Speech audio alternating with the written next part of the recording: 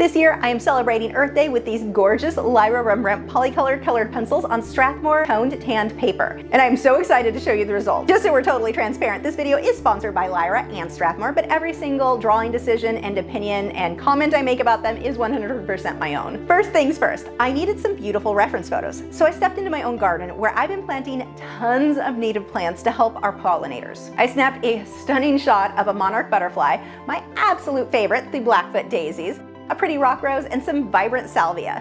Now the fun part, combining them all into one magical scene. I started by lightly sketching everything out in graphite onto my Strathmore Tan toned paper. This paper is 80 pounds, so not super heavyweight, but it feels nice and sturdy. I am obsessed with that tan color, so I decided to let that show through as my background. I began with the monarch butterfly. With colored pencils, here's a golden rule. Always start with your lightest colors and slowly build up to the darker ones. It's way easier to go darker than to try to lighten something up later. I laid down the yellow first and then added orange and violet tones to create that beautiful glowing effect behind the wings.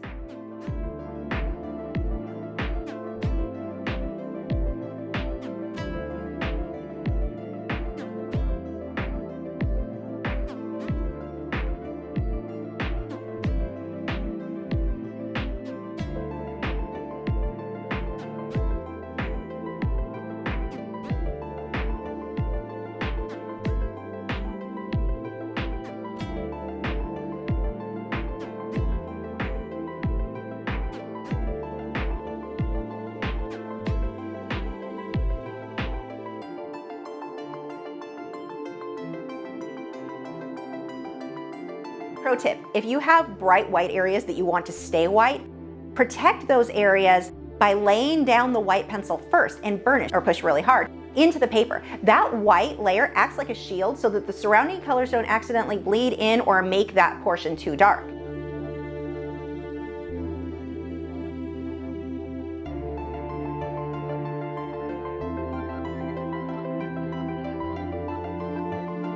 For the black areas, I started with a deep violet tone and then layered black on top. This trick gives you much richer, deeper black than using black alone. Plus it let little hints of that violet peek through for natural looking highlights.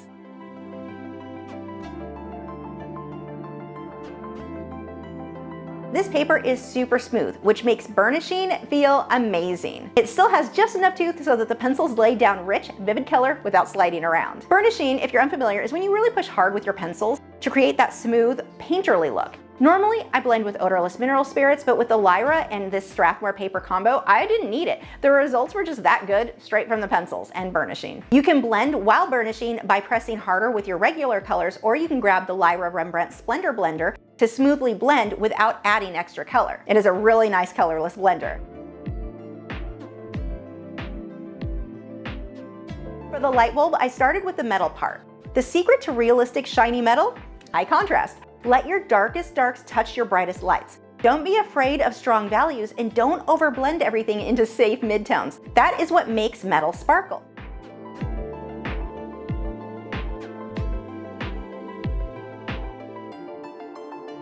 Now, flowers can look intimidating with all their tiny details, but here's my trick.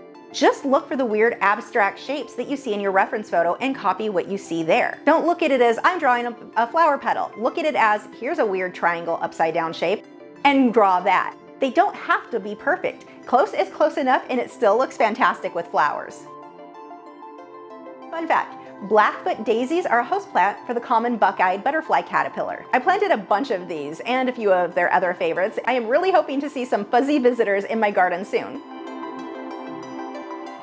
For the daisy petals, I started with white and then gently laid blues and purples on top for soft shading. When burnishing, I keep my pencil a little bit duller so that I don't snap the tip, because you are going to be pushing very hard. But when I need those crisp, clean edges, I want to go ahead and sharpen my pencil to a really fine point then.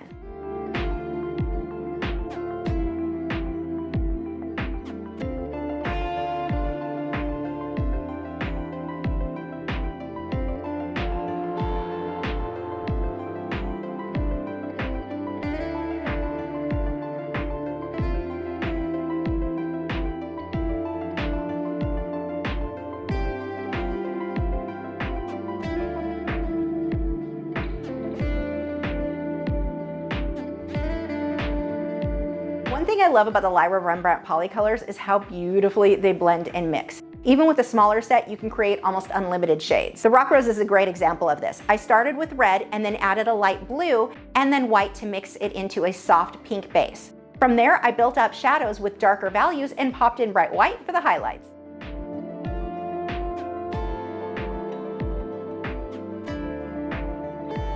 Quick tip, when mixing lots of colors, save your burnishing for the last layers. If you press too hard too early, you flatten the tooth of the paper, and that makes it hard, if not impossible, to get more layers later.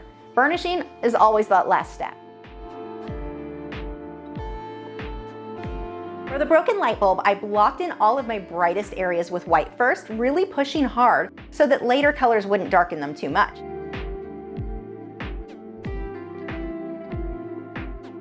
I then lightly layered my blues, yellows, and oranges. Once I had all of the colors where I wanted them, I then started adding more pressure to burnish. In areas where I want to blend without adding more color, I went ahead and reached for that Splendor blender again. And with that, you're going to be burnishing. You push really hard to get that to blend nicely. But that works best if you have more pigment on the paper. If there's not a lot of pigment, don't expect that blender to do all the work for you. Get the color down first.